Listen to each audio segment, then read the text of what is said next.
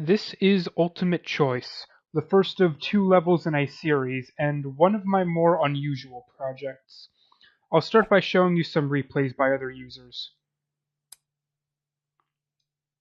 So these users are visibly confused over what's going on. I suppose that I didn't explain the mechanics very well.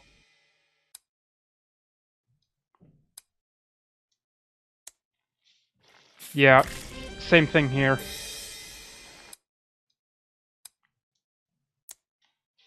Why would you choose the pogo stick for this level?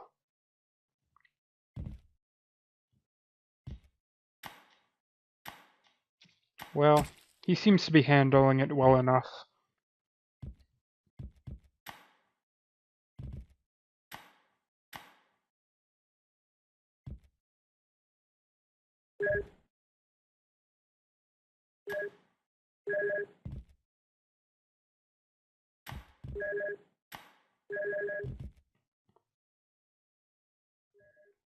So the game registered that this user completed the level, even though it isn't shown in the replay.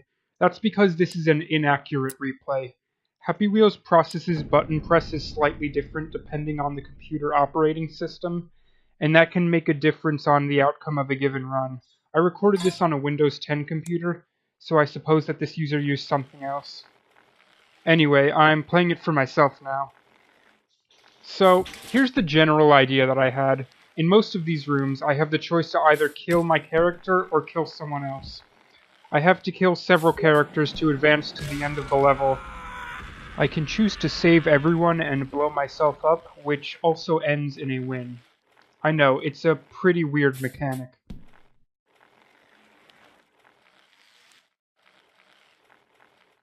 Right, I think that I can only go this way if I push him out of the way first.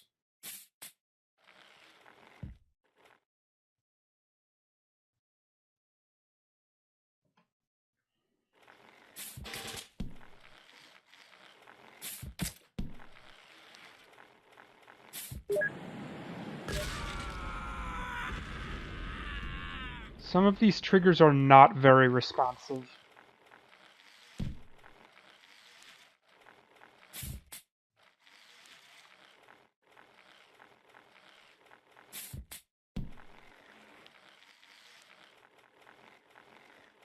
Don't do it again.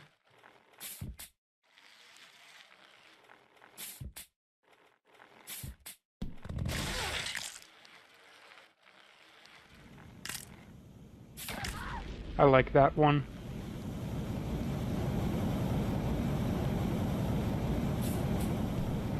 Oh, he looks fine. So that's the default ending, if you will. Ugh. I made this level before Happy Wheels introduced chain triggers, so there are 3 different trigger paths that sometimes activate separately. There's one to activate the trap, one to change the wall's opacity, and one to actually delete the wall.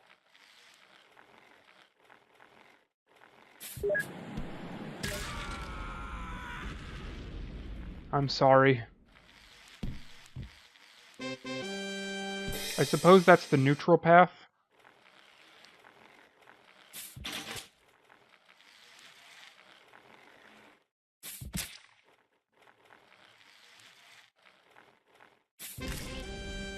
There was a time when I thought that it was innovative to have the choice to blow myself up at any moment. Looking back, it's really just weird for the sake of being weird. The final chapter, here it is.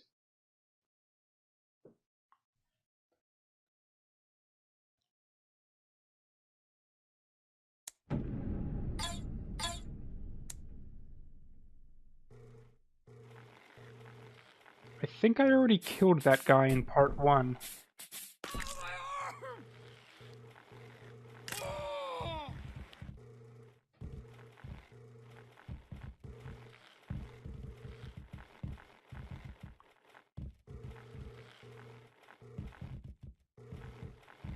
I can just go straight through here. These walls don't stop me. Though, let's see what this button does anyway. I don't know why I'm driving so poorly right now.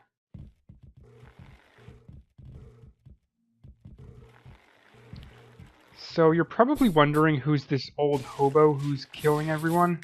He's a recurring character who shows up in some of my later levels, though I don't think that he's even named here. He's a terrorist leader named Saddam bin Laden. Yeah, I was not great with creative names when I was making these. I can do a lot better than that now.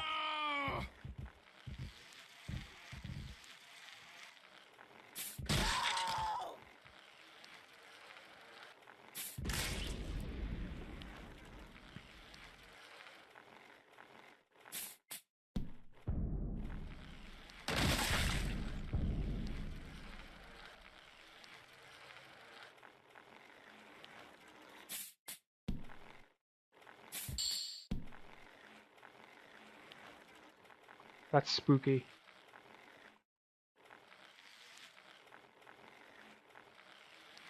Oh, he shot me. Let's try that again. So I beat Saddam bin Laden for now. There's still the question of why I decided to make this really weird level. I got the idea when playing several different levels based off of the Saw movies. Here's one that I was able to track down called Saw Epic. Some of these Saw levels have a really cool design philosophy, and I wanted to make something similar. Much of Happy Wheels is just mindless excessive violence, because those are the levels that people choose to make. Here, the creator turned the death toll into a sort of game mechanic, where you can save certain characters depending on how you choose to play. However, there's a key difference between Ultimate Choice and levels like Saw Epic. Here, the traps are intuitively built into the level. To avoid them, I actually have to play more cautiously than what I'm used to. Compare that to Ultimate Choice, which really doesn't require to be mindful of how I play. I stripped down almost all of the gameplay elements and replaced them with button pressing. It's a major problem in my early levels, where I forego gameplay in favor of visuals. I made sure to address this problem in future levels, especially Irresponsible Ride. Conceptually, the Ultimate Choice games are a failure. I can realize that now. I didn't make levels that are at all worth comparison to Saw Epic.